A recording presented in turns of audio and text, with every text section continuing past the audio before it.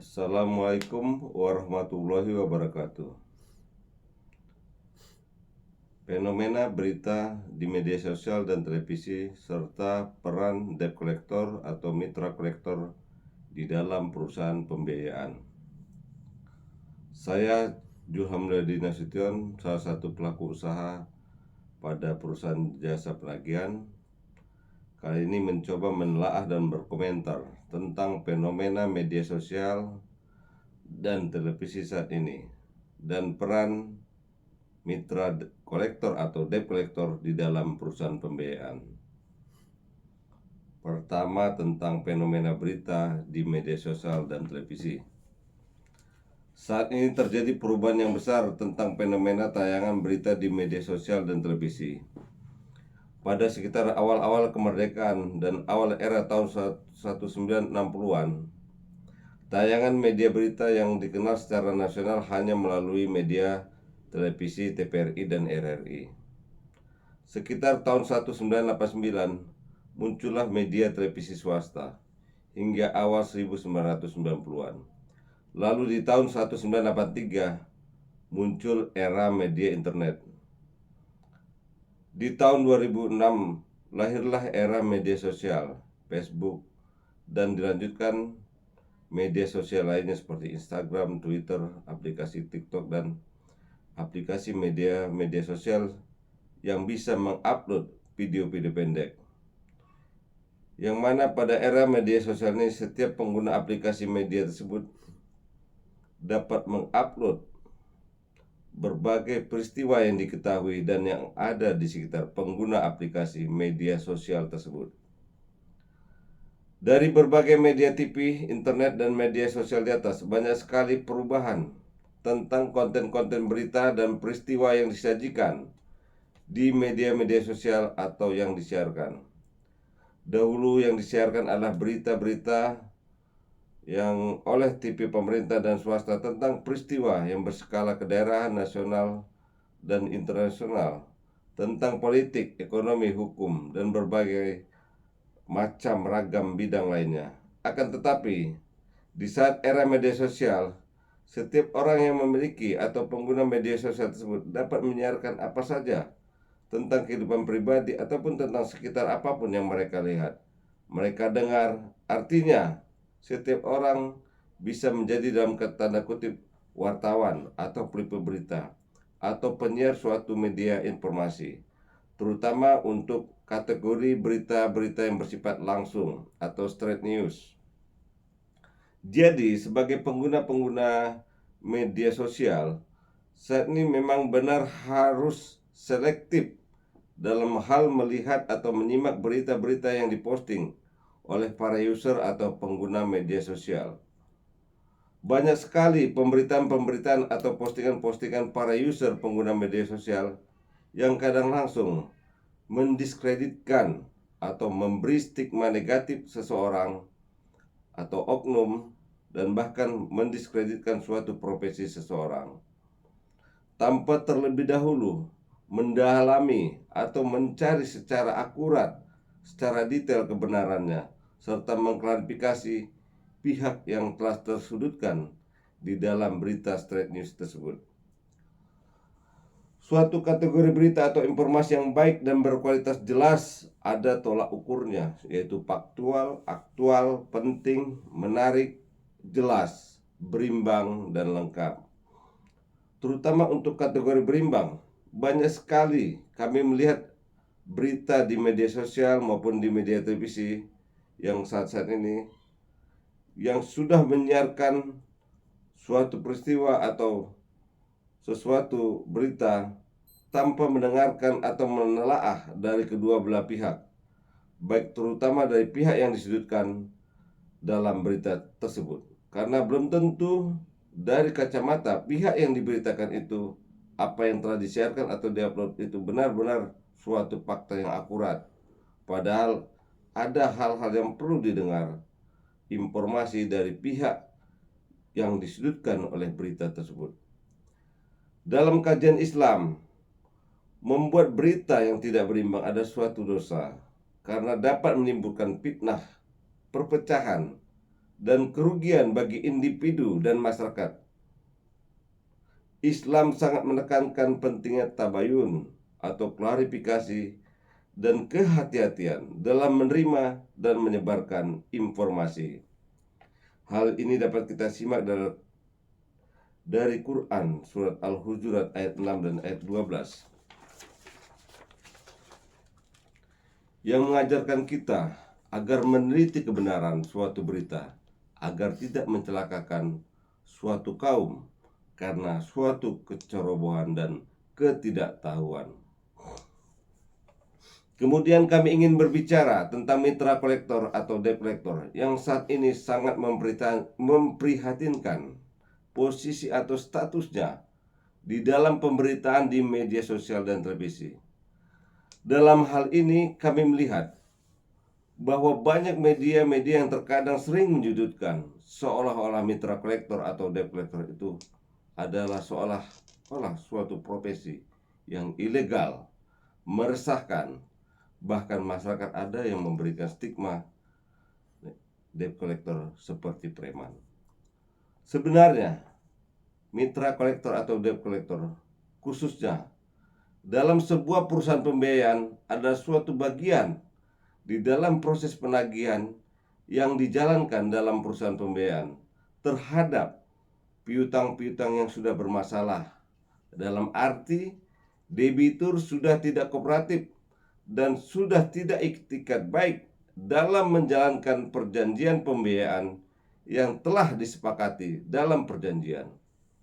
Khususnya untuk debitur yang sudah menunggak angsuran lebih dari 2 bulan, yang selama ini penanganannya dibantu oleh perusahaan jasa penagihan. Dan melalui perusahaan jasa penagihan inilah debt collector atau mitra kolektor menyerahkan kendaraan bermotor yang menjadi objek jaminan ke perusahaan pembiayaan. Bahwa perusahaan jasa penagihan yang profesional juga selektif dalam bekerja sama dengan debt collector atau mitra kolektor, yaitu harus memiliki integritas yang baik, etika, dan penampilan yang rapi, memiliki sertifikasi di bidang penagihan, dan melampirkan foto serta identitas. Dan di dalam menerima kendaraan objek jaminan dari pihak debt collector atau mitra kolektor dengan pemegang kendaraan yang menjadi objek jaminan, terlebih dahulu terjadi kesepakatan untuk menyerahkannya kepada perusahaan jasa penagihan yang direalisasikan dengan menandatangani berita acara serah terima dan foto dokumentasi penyerahan di depan kendaraan yang menjadi objek jaminan pembiayaan. Apabila dalam proses serah terimanya ada upaya-upaya dugaan tidak pidana yang dilakukan oleh pihak debt collector atau mitra kolektor, maka perusahaan jasa penagihan mewakili perusahaan pembiayaan akan menolak untuk menerima objek jaminan tersebut. Dalam Peraturan Otoritas Jasa Keuangan Republik Indonesia Nomor 35 /OJK.05/2018 tentang penyelenggaraan usaha perusahaan pembiayaan di dalam pasal 48 ayat 1 jelas menyebutkan perusahaan pembiayaan dapat melakukan kerjasama dengan pihak lain untuk melakukan fungsi penagihan kepada debitur. Kemudian di dalam pasal 48 ayat 3-nya menerangkan kerjasama dengan pihak lain sebagaimana dimaksud pada ayat 1 wajib memenuhi ketentuan sebagai berikut. A. Pihak lain tersebut berbentuk badan hukum. B. Pihak lain tersebut memiliki izin dari instansi berwenang. Dan C. Pihak lain tersebut memiliki sumber daya manusia yang telah memperoleh sertifikasi di bidang penagihan dari lembaga sertifikasi profesi di bidang pembiayaan. Dari ketentuan ini jelas dan terang bahwa profesi sebagai mitra kolektor atau debt collector dalam perusahaan pembiayaan itu dilegalkan oleh hukum dan dilindungi oleh negara untuk membantu perusahaan pembiayaan dalam melakukan penagihan kepada debitur. Jadi bukanlah suatu profesi ilegal. Kalaupun ada oknum yang berlaku seperti preman dalam melakukan aktivitasnya dan melakukan tindakan yang anarkis dalam menjalankan profesinya, itu adalah kejahatan oknum itu sendiri secara pribadi, bukan perbuatan suatu profesi debt collector atau mitra kolektor secara keseluruhannya.